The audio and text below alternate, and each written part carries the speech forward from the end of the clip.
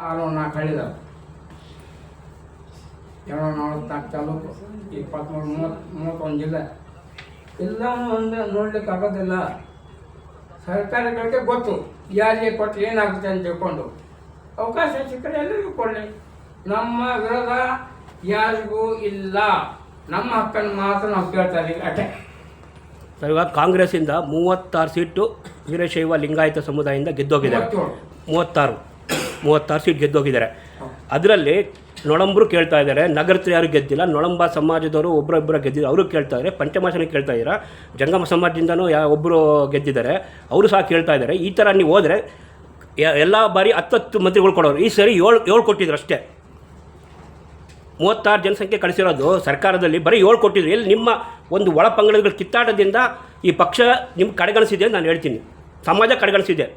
ಇದು ಕಳೆದ 77 ವರ್ಷದಲ್ಲಿ ನಡ್ಕೊಂಡು ಬಂದಿದೆ. ಇವತ್ತೇನು ಹೊತ್ತಾಗಲ್ಲ. ಅವ್ರಿಗೆ ಸರ್ಕಾರ ಮಾಡೋದು ಗೊತ್ತು ಯಾವ ಸಮುದಾಯಕ್ಕೆ ಹೇಗೆ ಕೊಡಬೇಕಂತ ತಿಳ್ಕೊಂಡು. ನಮ್ಮ ಬೇಡಿಕೆ ಆಗ ಇದ್ದೇ ಇರುತ್ತೆ. ಅಂತಿಮ ನಿರ್ಣಯ ಅವ್ರಿಗೆ ಬಿಟ್ಟಿತ್ತು.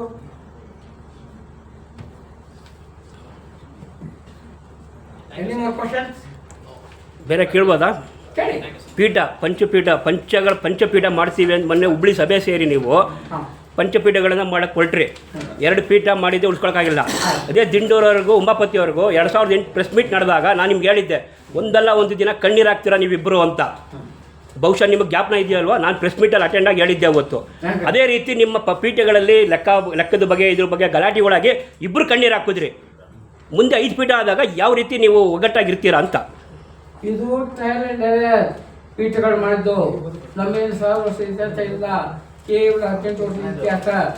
ಕೇವಲ 18 ವರ್ಷಗಳಲ್ಲಿ ರಾಜ್ಯದಲ್ಲಿ ತಲೆ ತಿನ್ನತಕ್ಕಂಥ ಪೀಠಗಳನ್ನು ಕಟ್ಟಿದ್ದೇವೆ. ಸ್ವಲ್ಪ ಬರ್ಬೋದು, ಯಾರು ಬರಂಗಿಲ್ಲ. ಅದನ್ನು ಸರಿಪಡಿಸ್ತಕ್ಕಂಥ ಶಕ್ತಿ ಸಮಾಜಕ್ಕಿದೆ. ವೇಟ್ ಮಾಡಿ, ಕಾದು ನೋಡಿ.